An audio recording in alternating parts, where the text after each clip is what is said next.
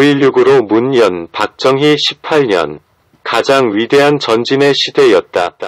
5.16 61주년 특별 인터뷰.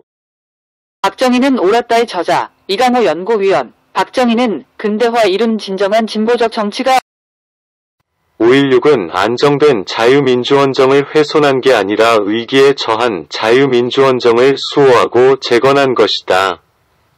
1972년의 10월 유신은 공산주의와의 대결에서 이기는 실력 배양을 위해 중단 없는 전진을 재결의한 또 한 번의 5.16이다. 이강호 국가전략포럼 연구위원이 저서 박정희가 옳았다에서 내린 분석이다. 이강호는 대학 시절부터 써온 필명이며 그의 본명은 김용철이다. 서울대 사회학과에 1982년 입학한 그는 서울대학교 총학생회 회장을 지냈고 한 차례 복역도 했다. 이 위원의 진단은 한때 마르크스, 레닌주 의자를 자처하며 사회변혁에 앞장선 운동권 핵심의 생각이라고 믿기 힘든 180도 전형이다. 그는 심지어 10월 유신 이후 박정희 집권 후반기가 민주주의의 암흑기라는 주장을 강하게 반박한다. 박정희의 경제적 업적을 높이 평가하면서도 정치적으로는 흠집 많다고 보는 견해는 크게 잘못됐다. 10월 유신이 없었다면 한국은 지금 같은 부강한 나라가 결코 될 수 없었다. 는 이회서다. 박정희 집권 18년인 1961부터 79년은 한국인을 누천년의 굶주림에서 해방시키고 번영으로 인도한 우리 민족사에서 가장 위대한 전진의 시대 라고 했다. 그는 매 박정희 치세를 적극 옹호, 예찬하며 아직도 남아있는 박정희 금기 깨기에 앞장서고 있는 걸까? 윤보선 당시 대통령이 올 것이 왔다고 말한 게 여럿을 시사한다.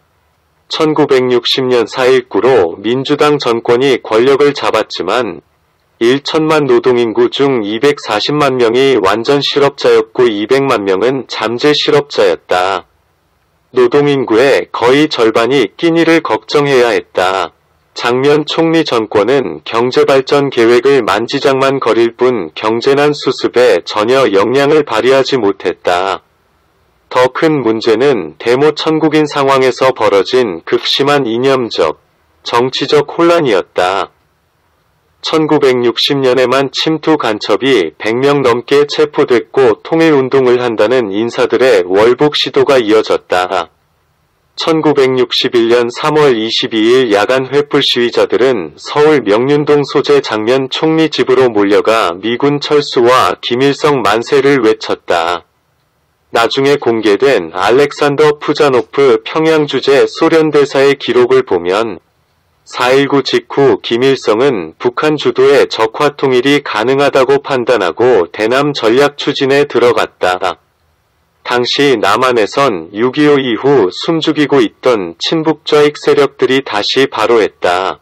시위 때 적기가 가불렸다. 계속 이 상태였다면 한국의 자유민주체제는 괴멸됐을 것이다. 1961년 5월 13일 서울운동장에 4만여 명의 시민학생들이 모여가자 북으로 오라 남으로 를 외치며 대규모 시위를 벌였다. 5월 16, 17일에도 전주, 대구에서 혁신계 좌익의 시위가 예정돼 있었으나 5.16으로 무산됐다. 반군과 자유민주주의의 재건이다. 5.16 당일 발표된 6개 혁명 공약 가운데 2개가 반공 내용이다. 박정희가 1961년 직접 쓴 35쪽 분량의 팸플릿 지도자도와 1962년에 낸 277쪽 분량의 우리 민족의 나갈 길이란 책을 보면 민주주의와 자유민주체제를 지키겠다는 내용 일색이다. 박정희는 자유민주주의의 수호자로서 5.16을 일으켰다. 5.16의 목표는 자유민주주의 수호와 재건. 박정희는 실제로 이렇게 밝혔다. 이번 혁명은 진실한 자유민주주의를 실현하기 위한 기틀을 마련하는 것이었다. 그것은 결코 새로운 독재와 전체주의를 수립하기 위함이 아님은 명명백백하다. 국가가 파멸에 직면하고 국민의 주권이 비참히 유린되었을 때 여기에 일대 수술을 가여 국가와 국민의 자유와 권리를 소생시키고자 한 것이 이번 군사혁명이다. 박정희는 어떤 사람인가? 1917년생인 그는 구미 공립보통학교 시절 내내 반장을 했고 학업 성적도 뛰어났다. 100명 모집에 1070명이 응시한 대구사범학교 입시에서 51등으로 합격했고 만주국 육군군관학교 예과는 240명 중 수석 졸업했다. 일본 육사는 300명 중 3등으로 졸업했다. 일본 육사는 당시 최고의 교육기관이었다. 그는 최고의 교육을 받은 근대적 인물이었다. 에이브러엄 링컨 미국 대통령의 경우 재임 중 비상대권을 내세워 긴급조치를 발동해 수백 개의 신문을 폐간시키고 3년 동안 1만 3천여 명을 투옥했다. 이에 반해 박정희 후반기 7년간 긴급조치로 처벌받은 이는 1000여 명에 불과하다. 링컨의 10분의 1 미만인 것이다. 이런데도 링컨은 민주주의의 성자로 떠받들고 박정희는 영원히 반민주 독재자로 멸시해야 하나? 유신 시대의 한 복판인 1974년의 마오쩌둥의 문화혁명을 찬양하고 베트남 공산화를 옹호하는 내용을 담은 리영희의 전환시대의 논리가 출간됐다. 이어 3년 뒤 리영희는 우산과 이성, 8억인과의 대화를 또 냈다. 리영희는 나중에 반공법으로 기소돼 형을 살았지만 최근 버젓이 출간됐다. 그러나 2017년 8월 문재인 정권 아래 법원은 5.18 민주화운동을 왜곡한 내용이 포함돼 있다는 이유로 전두환 회고록 위 출판 판매를 금지했다. 박정희와 문재인 정권 가운데 어느 쪽이 더 민주주의에 부합하나? 링컨은 박정희보다 10배 많이 투옥시켜 반박정희 논자들은 지금도 10월 유신은 민주주의를 결정적으로 유린한 반민주적인 포커일 뿐이라고 비판하지만 그들은 의도적으로 자유민주주의는 탈취당할 위험이 있다는 사실에 눈감는다. 서동은 이를 인식하고 2차 세계대전 후 나치와 공산당을 불허하는 방어적 민주주의 체제를 구축했다. 정보기관인 헌법수호청을 통해 잠재적 용공 의심분자들을 끊임없이 사찰했고 공무원의 자유민주기본질서에 대한 충성서약을 의무화했다.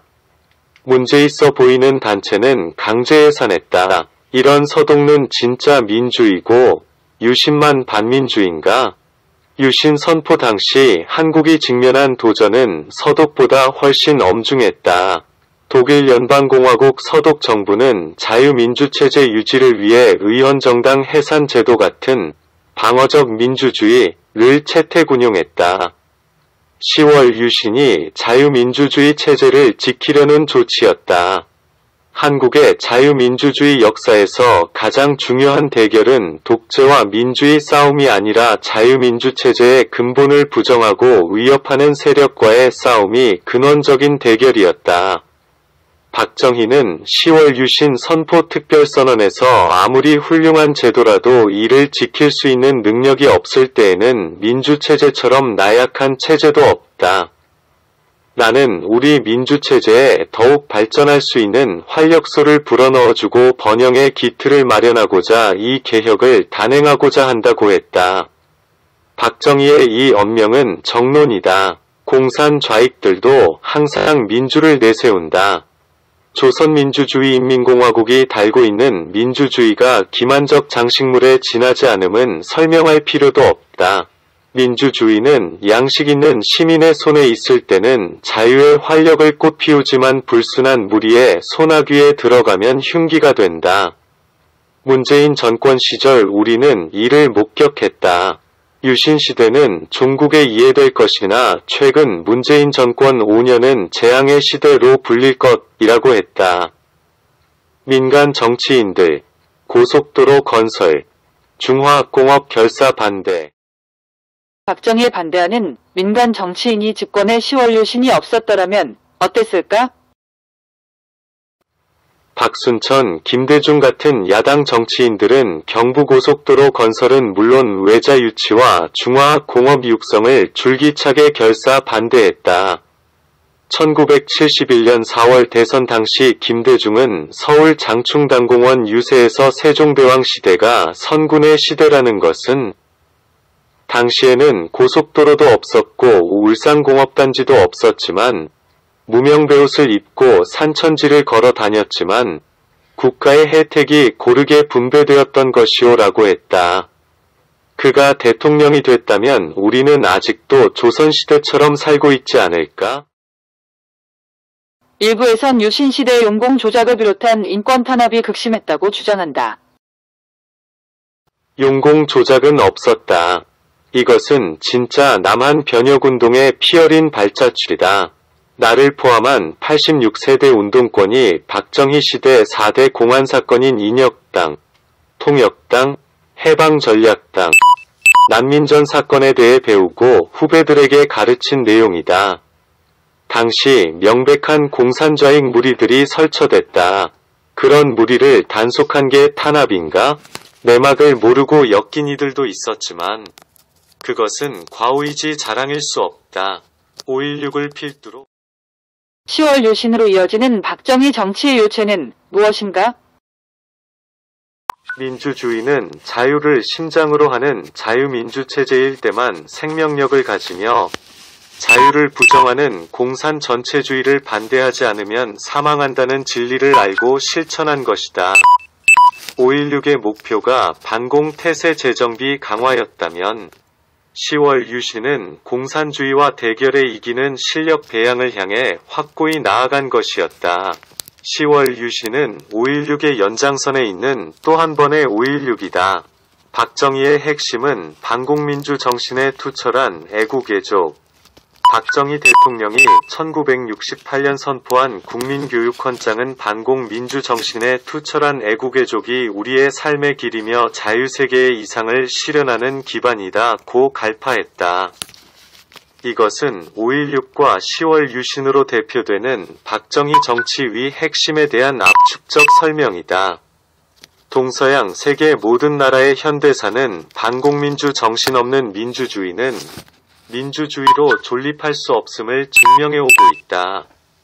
한국의 자유민주체제는 더없이 취약하고 허약한 상태에서 출발했다. 그러나 반공민주 정신을 굳건히 했기에 지켜지고 성장할 수 있었다. 박정희가 5.16을 일으킨 1961년 우리나라 수출액은 1억 2천만 달러로 태국의 4분의 1, 필리핀의 7분의 1 수준에 못 미쳤다. 그러나 20년 후인 1980년에는 태국, 필리핀보다 2.5배 더 많이 수출하는 수출주도 공업국가로 변신했다. 그는 감성팔이, 즉 포퓰리즘 여론영합 정치를 하지 않았다. 일하면서 싸우고 싸우면서 일하자고 했고 자조정신의 원칙을 지켰다. 우량 기업을 우대하는 수출진흥 정책을 폈고 새마을운동에서도 앞서가는 쪽을 먼저 격려하는 차등 지원을 했다. 이런 접근이 국민들의 분투를 용솟음치도록 했다. 우리나라의 최근 연도별 세계 무역 순위 2003년 세계 12위에서 2021년 세계 8위로 상승했다. 동서양 세계 모든 나라의 현대사는 반공민주 정신 없는 민주주의는 민주주의로 존입할 수 없음을 증명해오고 있다. 한국의 자유민주체제는 더없이 취약하고 허약한 상태에서 출발했다. 그러나 반공민주 정신을 굳건히 했기에 지켜지고 성장할 수 있었다. 박정희는 16년 대통령 재임 기간 중 9%대 경제성장을 이뤘다. 그 원동력은 무엇인가? 1964년 1억 달러대이던 우리나라 수출은 박정희 후반기인 1977년에 100억 달러로 13년 만에 100배 성장했다. 박정희 경제학으로 불릴 만한 성취인데 박정희가 기업 천하지대본을 최고 국정지표로 삼고 기업 키우기에 혼신을 다한 결과다. 그는 1965년 2월부터 생애 마지막까지 매월 말 청와대나 중앙청에서 2시간씩 수출진흥 확대회의를 1966년부터는 매달 월간 경제동향 보고회의를 열었다. 기업 대표들이 참석한 민관합동회의를 148차례 직접 주재하며 지원했다. 박정희의 탁월함은 그가 단순히 중소기업 배려 지원에 그치지 않고 세계를 누비는 대기업으로 성장하도록 독려하는 정책을 추진했다는 점에 있다. 20년 연평균 9% 성장, 5천년 역사 물길 바꿔. 박정희 집권이 한민족 역사에서 갖는 가치라면 우리나라는 1960년대 전반에 7.3%, 60년대 후반에는 5년 평균 11.8%의 성장률을 기록했다. 한민족 역사상 한 번도 경험해본 적 없는 고도 성장이다. 1961년부터 80년까지 20년 동안 우리나라는 연평균 9%대라는 인류사에 없던 성장률을 달성했다. 박정희는 5천년 한민족 역사의 물길을 바꾸었다. 이런 사람이 영웅이 아니라면 과연 누가 영웅인가? 박정희의 근대화에 세계사적 의미가 있는가? 그가 주도한 근대화는 세계사적으로도 큰 의미를 갖는 역사적 성취다. 2차 세계대전 후 유라시아 대륙 전체가 공산주의로 붉게 채색된 상태에서 6.25로 폐허의 세계 최빈국이던 한국이 세계 10위권 경제대국으로 도약한 것은 세계적으로 불가사의한 일이기 때문이다. 20세기 한반도의 역사는 만국, 건국과 부국이라는 세 단어로 요약된다. 만국의 굴욕을 딛고 근대 국민국가를 세운 이승만의 위협을 물려받은 박정희는 민족 중흥에 매진해 부강한 대한민국의 기틀을 다져놓고 삶을 마감했다. 그런 점에서 박정희는 근대화를 이룬 진정한 진보적 정치가 스테이츠맨이다. 근대화 이룬 진정한 진보적 정치가 박정희가 꿈꾼 것은 경제적으로 윤택한 삶이었나? 그는 가난 탈피를 넘어 우리도 스스로의 힘과 노력으로 발전된 문명적 삶을 가져보자고 외쳤다. 그의 조국 근대화는 그런 의미였다. 국민들은 이에 호응해 우리도 한번 잘 살아보세라는 기원과 각오로 달렸고 마침내 국가적 가난의 질곡을 끊고 약소국의 자격지심도 떨쳐냈다. 이 시대는 실로 우리 민족 역사상 가장 위대한 전진의 시대였다. 박정희의 발목을 잡으려 한 수많은 반대파들이 득세했다면 어떻게 이런 기적이 가능했겠나? 최근 출범한 윤석열 정부가 박정희 대통령의 리더십에서 배울 점이라면 박정희는 1963년 10월 13일 수원과 인천에서 마지막 대통령 선거 유세에서 지금 여건으로는 누가 집권해도 당장 잘 살게 할 수 없다. 내가 집권하면 여러분에게 근면과 내핍, 피땀 흘려 일할 것을 요구할 것이다 고했다. 이게 진짜 지도자의 면모이고 윤석열 대통령이 본받아야 할 자세다. 국민에게는 박정희처럼 말하고 악적 무리들에는 단호히 맞서기 바란다. 자유는 곧 자조다. 박정희의 근대화를 관통하는 정신이나 원리가 있다면 자조 셀프 헬프의 원리라고 본다. 이것이 반만년 동안 우리 민족이 한 번도 제대로 이루지 못한 국가 부흥이라는 하늘 푼 열쇠이다. 박정희는 5.16 직후부터 하늘은 스스로 돕는 자를 돕는다는 말을 입버릇처럼 말했다. 자조와 자립 자강의 정신으로 의타와 낙담, 무기력을 떨쳐버리자고 국민들에게 호소했다. 자유는 곧 자조다. 이 원리를 국민 정신으로 되살려낼 때 현재의 위기 극복과 인류 국가로 도약이 가능할 것이다. 박정희를 원래 조금이라도 좋아했었나? 정반대이다. 부산에서 초중고교를 모두 다녔는데 1960년대부터 민주당 신파 청년당원으로서 김대중의 동교동계에서 활동한 아버지 영향으로 박정희에 대한 긍정적 생각은 단 한 개라도 입력될 틈조차 없었다. 대학 입학 후에도 유신을 적대시하고 비판하는 운동권 논리에 흠뻑 빠져 있었다. 그런데 어떤 계기로 전향했나? 1989년 베를린 장벽 붕괴와 소련 해체 후 마르크스 레닌주의의 현대적 재정립을 위한 연구에 몰두했다. 하지만 아무리 공부해도 사회주의 공산주의는 지속적으로 작동 가능한 경제체제가 될 수 없다는 걸 깨닫게 됐다. 그러다 칼 포퍼가 쓴 열린 사회와 그 적들에서 서구 지식인들은 플라톤 이래로 이산국가를 만들기 위한 사회공학에 몰두해왔다. 그러나 그 모든 것은 결국 전체주의로 귀결될 뿐이다라는 내용이 뼈에 저리게 다가왔다. 운동권 결별, 보수우파 전향에 15년 걸려 1992년 초에 10년의 운동권 생활을 마감하고 고민 끝에 김영삼 대선 캠프에 참여한 뒤 1993년부터 청와대 공보비서실에서 근무했다. 당시 대통령 연설문 작성에 참조하기 위해 들여다본 여러 객관적 지표들이 운동권 시절 대자보와 유인물에 적었던 그것과 전혀 다른 것을 확인하면서 박정희에 대한 생각이 달라지기 시작했다. 특히 노무현 정부 때 이미 사문화된 상태나 다름없던 국가보안법을 굳이 폐기하려던 386 운동권 출신들과 논쟁을 벌이면서 운동권 전권 전대협 정권이란 생각을 굳혔고 완전히 결별하게 됐다.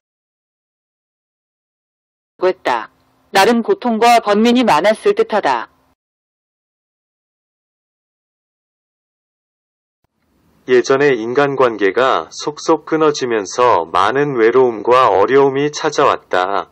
무엇보다도 덧없이 세월이 흘러버렸다. 모두 감내해야 할 업이었다. 청년 마르크스 레닌주의자에서 보수우파로의 전향은 일조일석에 이루어지지 않았다.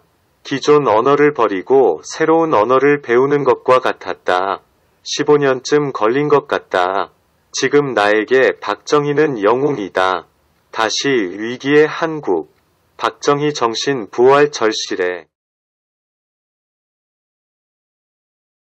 이강호 위원은 인터뷰 내내 박정희 체제는 상시적 비상체제일 수밖에 없었다고 수차례 강조했다. 대외적으로는 미국의 닉슨 독트린 선포와 주한미군 철수론 같은 안보위기 요인이 상존했고 대내적으로는 이면의 좌익이 도살인 저항운동이 계속되는 등 안팎의 도전에 시달렸다는 것이다. 최악의 여건에서 세계사적으로도 희귀한 경제성장으로 자유민주체제 영속을 위한 물질적 토대를 만들었으니 박정희야말로 진정한 자유민주주의자라는 게 그의 주장이다. 그는 박정희의 공과를 얼마라고 평가하는 것은 평론가적인 쉬운 접근이다. 박정희 시대는 세계사적으로도 반복하기 어려운 불멸의 성취 시대라고 했다. 정작 지금 우리 사회는 박정희를 잊고 있지 않나? 박정희의 엄적을 인정해도 4차 산업혁명 시대에 박정희식 정치를 할 수는 없다는 지적도 나온다. 그러나 분명히 각인해야 할 점은 한강의 기적을 이룬 당시 우리에겐 상무정신, 기업가정신, 자조정신 이 하나였다는 사실이다. 이는 폐기된 유물이 아니다. 한국에 또다시 안팎의 큰 위기가 몰려오고 있다. 지금 같은 비상한 시기에는 비상한 의지와 결단, 무엇보다 박정희 정신의 현대적 부활이 절실하다. 유능한 예비역 군인은 그들의 국가에 대한 공로를 인정하고 능력에 따라서 가급적 우선적으로 기용한다. 모든 정당은 중상, 모략 등 구태의연한 정쟁을 지향하고 국민을 위해서 무엇을 하겠다는 뚜렷한 정책을 내세워놓고 정책 대일의 신사적 경쟁으로서 국민의 신임을 묻는다. 반갑습니다, 여러분.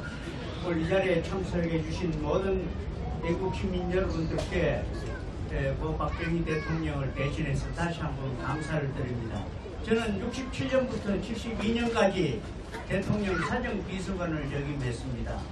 그리고 68년 12월 5일 여러분 다 아시는 바와 같이 국민교육헌장을 제정하셨습니다. 박정희 대통령의 업적 중에서 새마을운동도 좋고 뭐 여러가지 업적이 있습니다만 가장 큰 업적 중에 하나가 서울진 산불 때문에 고생했지만은 그 산에 나무를 많이 심었죠. 4월 5일날 15일날 나무 심으러 안 가본 그런 경험을 한 분이 없죠. 전부 다 나무 심기 했습니다. 지구상에서 비행기를 타고 하늘에 떠보면은 지구상에서 가장 푸른 나라가 대한민국입니다. 새마을 운동도 좋고 잘살기 운동도 좋고 다 좋지만은 박정희 대통령의 업적 중에 가장 큰 업적은 나무를 많이 심었다는데 여러분 기억하는 분이 별로 없다는 것이 문제입니다. 국민교육헌장은 우리 국민이 5,000년 역사를 자랑한다고 그러지만 실제로는 1만 년 역사거든요. 이 명도에 의해서 5,000년 역사로 반으로 삭독 잘라졌지만은 우리의 진짜 역사는 9,827년입니다. 이 반만 년이 아닌 1만 년 역사 속에서 가장 위대한 분 찾아라 그러면은 세종대왕과 박정희 대통령 두 분을 꼽습니다.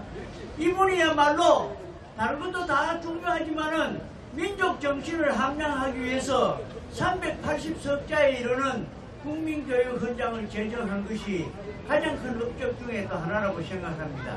국민교육헌장의 기본 정신은 성립 배경이 민족의 정체성과 주체성의 확립, 전통과 진보를 통한 새로운 민족 문화 창달, 개인과 국가의 일체감 조성, 참된 민주국가로서 꼽혀 통일조국의 새 역사를 창조하는데 그 목적이 있는 것입니다. 모두 380석자로 된 이 국민교육헌장은 저 혼자서 한 게 아닙니다. 27명의 학자들이 2주 동안 노심초사하면서 한자 자문까지 정성 들여가지고 했는데 그때는 컴퓨터가 없던 시절이라서 제가 직접 손으로 썼습니다. 그런데 저한테 첨서를 하라고 넘겨준 그때 이후락 비서실장이 제가 이 국민교육헌장을 다 써놓고 나니까 당장 보따리 사라고 그럽니다. 각하가 서명했는 글을 이 마음대로 왜 다 뜯어고쳤냐. 전부 다 학자들이 해놓은 걸 제가 다 뜯어고쳤습니다. 우리는 민족 중흥의 역사적 사명이 아니고 원문은 민족 발전이었습니다. 이렇게 모든 글자 하나를 정성들이 했지만은 제가 다 뜯어고친 죄로 이유락 씨가 저보고 보따리 사라고 그랬습니다. 그런 에피소드까지 있습니다. 지금부터 제가 그 우리 국민교육헌장을 낭독해 드리겠습니다. 국민교육헌장, 우리는 민족중흥의 역사적 사명을 띠고 이 땅에 태어났다. 조상의 빛난 너를 오늘에 되살려 안으로 자주 독립의 자세를 확립하고 밖으로 인류 공영에 이바지할 때다. 이에 우리의 나아갈 바를 밝혀 교육의 지표로 삼는다. 성실한 마음과 튼튼한 몸으로 학문과 기술을 배우고 익히며 타고난 저마다의 소질을 개발하고 우리의 처지를 약진의 바탕으로 삼아 창조의 힘과 개척의 정신을 기른다. 공익과 질서를 앞세우며 능률과 실기를 숭상하고 경의와 신의의 뿌리박은 상부상조의 전통을 이어받아 명랑하고 따뜻한 협동정신을 북돋운다. 우리의 창의와 협력을 바탕으로 나라가 발전하며 나라의 융성이 나의 발전의 근본임을 깨달아 자유와 권리에 따르는 책임과 의무를 다하며 스스로 국가 건설에 참여하고 봉사하는 국민정신을 드높인다. 망국민주정신에 투철한 애국애족이 우리의 삶의 길이며 자유세계의 이상을 실현하는 기반이다. 길이 후손에 물려줄 영광된 통일조국의 앞날을 내다보며 신념과 긍지를 지닌 건면한 국민으로서 민족의 슬기를 모아 줄기찬 노력으로 새 역사를 창조하자.